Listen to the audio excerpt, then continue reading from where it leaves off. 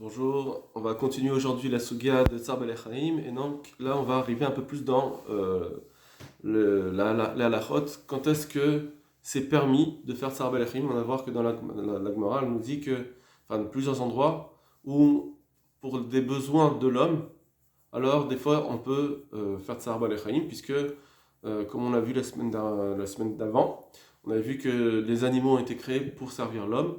Et donc, même si des fois ça peut entraîner du tsahar, alors ça sera permis. Maintenant, qu'est-ce qui s'appelle un besoin de l'homme? C'est ça qu'il va falloir savoir.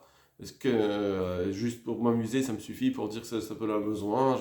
Voilà, ça m'amuse. Ou bien, non, il faut quelque chose de plus. Et donc, la question qui devra s'opposer, on ne va peut-être pas répondre cette semaine, mais la semaine prochaine, par exemple, est-ce que j'ai le droit de fabriquer du foie gras, des choses comme celle-là, pour pouvoir dire oui, c'est un besoin ou pas. Très bien.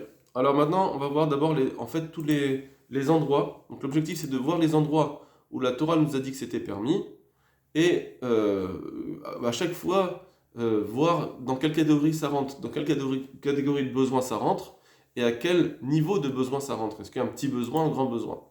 Ok. Alors premièrement, d'abord il faut savoir une première chose, qu'il y a un interdit de castrer les animaux. C'est interdit, puisque comme on a un pasouk dans Bereshit, Vaïvarech otam Elokim les morts pour vous, il a dit, il avait fait pendant la création du monde, quand il a créé les animaux, il les a bénis, c'est marqué pour vous, il leur a dit multipliez-vous.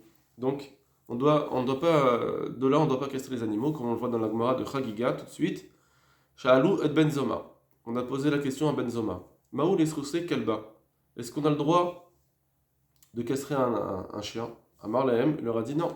Alors qu'est-ce que c'est seulement les animaux, par exemple, qu'on amènerait au Beth Amikdash, des choses comme ça qu'on voudrait faire en korban qui sont interdits, par exemple, ou bien tout animal? Amar Lahem il leur a dit non. Ou Arsechem no tarasu. C'est marqué que dans le pasouk, où là-bas, c'est marqué qu'il ne faut pas amener des animaux en korban qui ont des défauts, et c'est marqué juste après dans ce pasouk, ou artsechem lotarasu, dans vos terres, dans votre pays, vous ne le ferez pas non plus. Donc ça veut dire que même si c'est pas pour le Beth Amikdash, de toute façon, on n'a pas le droit de faire cette chose-là, de castrer l'animal. Kol chez Barsechem, on comprend ici, Kol chez Barsechem, chaque fois que c'est dans tous vos pays, dans tous vos endroits où vous habiterez, l'otarasu. Vous ne le ferez pas, vous ne devrez pas avoir un animal castré. Donc on n'a pas le droit de le castrer directement. La Gemara, dans Shabbat, Kufyud Amoudbet, elle essaye de voir est-ce qu'on a le droit de faire une castration de façon détournée et pas directe. Alors, on saute tout ça parce que c'est pas vraiment notre sujet, hein, mais on va voir ce qui est en fait permis malgré tout. Et on va voir que parfois ça peut faire un tsahar et malgré tout on permet. Donc on prend la Gemara de Shabbat, la dernière ligne, le dernier mot de la première ligne. Damar Rabbi Yochanan. Rabbi Yochanan il dit Arotse chez Sares Tarnegol. Quelqu'un qui voudrait que son coq soit castré. Parce que il est trop embêtant, il préfère castrer son coq. Donc ça, on voit ici que ça pourrait faire une perte d'argent par exemple. C'est pour ça qu'il veut le castrer, pour ne pas qu'il y ait un problème dans son poulailler, etc. Donc c'est pour une perte d'argent. Alors, on n'a pas le droit de le faire directement, mais qu'est-ce qu'il fait? Yitol Karbalto. Il a le droit de prendre la crête, je crois que c'est la crête, je ne me rappelle plus comment ça s'appelle, qui est sur sa tête. Et donc, il la coupe ou mistares, mais lave, et du coup, il va plus. Ça s'appelle qu'il est castré. Donc c'est une castration de façon indirecte. Donc là, avec ça, la Gemara a voulu dire ah mais Rabbi Yochanan donc il dit qu'on a le droit de faire une castration si c'est indirect.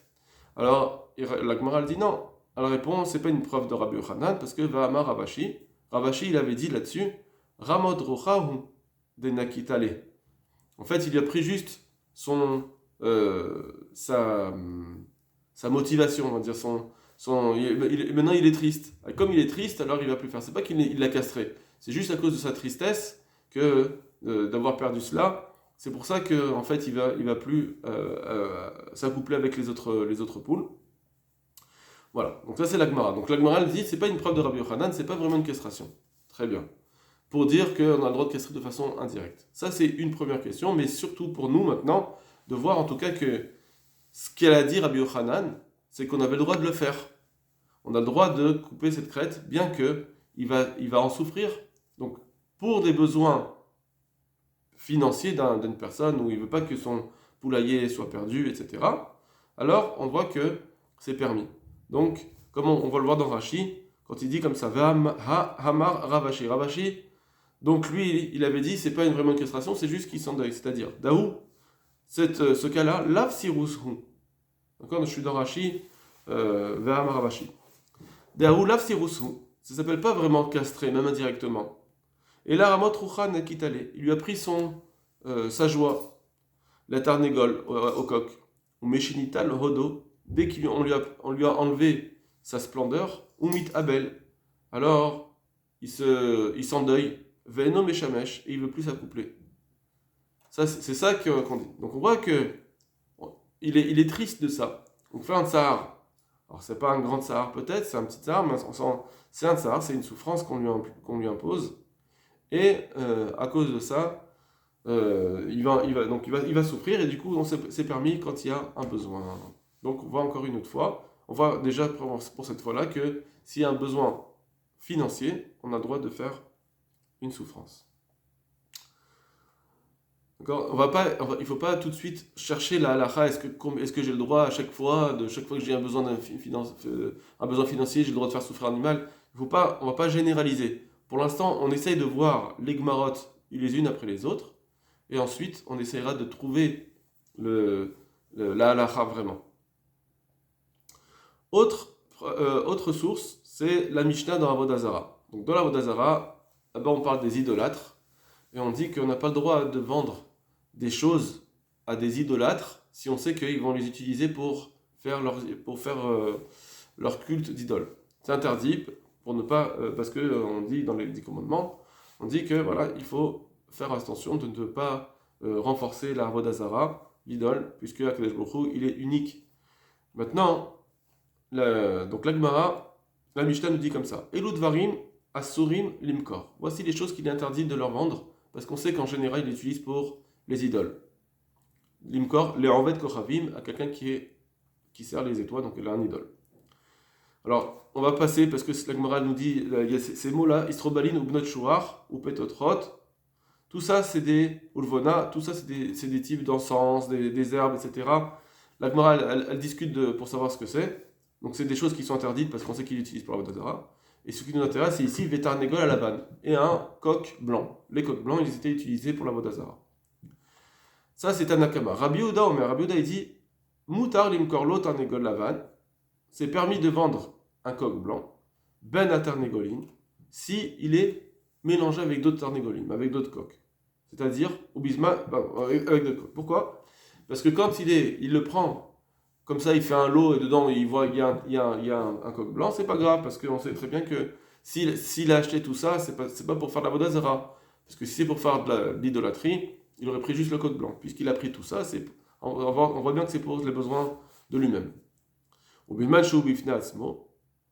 Maintenant, par contre, si il a acheté de toute façon, il veut l'acheter, l'idolâtre, il veut l'acheter tout seul. Bisman, au moment chez Bifnasmo où il est seul, ça veut dire il veut que cet animal il soit apparemment pour la Vodazara. Alors s'il veut l'acheter, maintenant la personne, donc le juif qui veut vendre ce coq, c'est pour lui c'est un besoin financier. Il va pouvoir gagner de l'argent. Alors, pour sa subsistance. Alors, qu'est-ce qui est permis de faire? Kotea et Tetzbaro, il lui coupe un doigt, ou Mochrolo, et il lui vend. Les fiches chez En Mekrivim Chaser, la Vodot Koravim. Pourquoi? Parce qu'il n'amenait pas en sacrifice.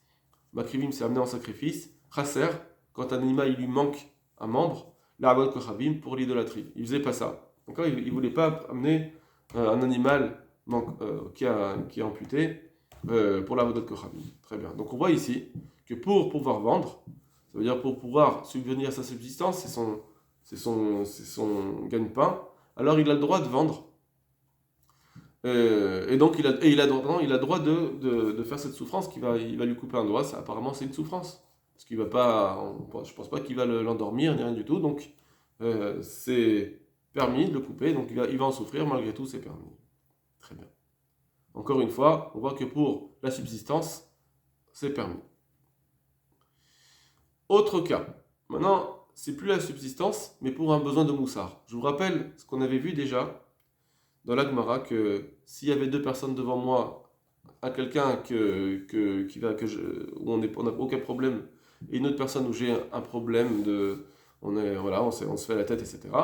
Alors, c'est préférable d'aider à qui je fais la tête, plutôt que d'aider l'autre, même si l'autre, avec ça, je vais l'aider à avoir moins de tsar balechayim. Pourquoi? Parce que afin de casser son Yetzerara et de finalement aimer son prochain, alors on a permis, même si ça va entraîner à cause de cela que l'autre animal continue à souffrir sous sa charge.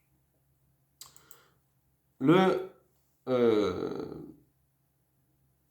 le pasouk ici nous dit un autre cas pareil, où on voit que c'est pour le moussard, notre moussard, pour pouvoir avoir des bonnes midotes ou bien une bonne vision de la vie. Quand Yehoshua faisait la guerre avec les pays du Nord, alors Hachem il lui a dit, Yomer Hachem et Yehoshua, Hachem il a dit à Yehoshua. Donc Yehoshua, je vous rappelle, c'est quand il a fait rentrer les Israël en Israël. Il a commencé à faire toutes les guerres avec les autres contrées, les autres peuples qui étaient idolâtres, et les peuples qui étaient du Nord, Hachem lui a dit, n'aie pas peur d'eux, Al tirami penehem, n'aie pas peur d'eux, qui machar karet hazot, car demain, à ce moment-là, à ce même moment, Anochi noten et kulam, je vais te donner je vais te les donner, donc tous ces peuples, halalim ifni Israël, ils seront des cadavres devant l'Ebn Israël. Ça veut dire que t'inquiète pas, tu vas gagner les guerres. Et alors, il lui donne un ordre maintenant, à Kadesh Baruch Hu, il leur dit, Etsusehem te'aker, tu vas, et leurs chevaux, quand tu vas gagner la guerre, donc tu vas y avoir leurs chevaux, ne les prends pas pour te glorifier. Non, tu dois même leur couper les sabots. Vet marqué botehem, tisrov baesh, et leurs chars, tu les brûles au feu. Ne les utilise pas pour toi. Pourquoi? Pourquoi Hachem lui demande cette chose-là à Yoshua? Le Abrabanel et d'autres font le même commentaire. Il dit comme ça. Le Abrabanel va donner deux raisons. Voici pourquoi Hachem lui a ordonné de couper les sabots aux chevaux et de brûler les chars. Ya'an, parce que hem batrou bahem. Parce que en fait, les peuples qui étaient tes ennemis, ils ont mis toute leur. Ils ont cru en eux. Ils ont mis toute leur croyance pour gagner la guerre en eux. Vezalem bizayon veketsef. Et donc ça leur fait une humiliation. Et ils vont avoir honte que tu vois que finalement, tout ce que vous avez cru, tout ce en quoi vous avez cru, eh bien, en réalité, on va brûler vos chars. Ne croyez pas en cette puissance. Ça, c'est une première chose. Au milvadze, mais à part cela, et c'est ça qui nous intéresse, Tzivar alav gamken, il leur a donné un autre ordre. Il leur a donné l'ordre, pourquoi? Qui est déchet Israël, donc on lit la parenthèse, afin que les bénis Israël, loïkrou sosehem orkovotehem, pour que les bénis Israël ne prennent pas pour eux, pour les utiliser, donc ils ne prennent pas les chevaux et les chars, pour ne pas que eux aussi, ils se disent, ah ben c'est super, maintenant qu'on a des chevaux et des chars, on va gagner les guerres. Ils vont croire en eux au lieu de croire en Kadesh Baruch Hu. Chez Yehaker Asusim Veyisrof Amorkevot, il leur a donné donc plutôt de couper les sabots et de brûler les chars, qu'il a jamais eu le choix pour montrer que c'est Kadesh Baruch Hu qui délivre, donc qui fait gagner les guerres. Velo Begurat Asu Serpatz, et c'est pas grâce à la force des chevaux. Donc, en fait, c'est pour un besoin de moussard, pour ne pas oublier que, effectivement, ici on parle d'un moussard pour tout le peuple, et c'est quelque chose qui est un vrai Yetzerara, de dire, ben voilà, on a des avions, on a des chars, on a des grandes choses, c'est nous qui avons gagné la guerre, c'est grâce à ces grands matériels, ces grandes armes, c'est grâce à ça qu'on gagne la guerre, et on oublie que c'est Akadosh Baruch Hu qui fait gagner les guerres. Alors Hachem, il leur a dit, vous pouvez, pour ne pas arriver à ce Yetzerara-là, qui est très grave, alors vous devez couper les sabots. Donc bien que couper les sabots, ça va faire un tsar belechaim, malgré tout, pour arriver à cela, pour ne pas arriver à un problème de hashkafa, alors ça sera permis. Voilà pour aujourd'hui. Bezrat Hashem. Kol tov.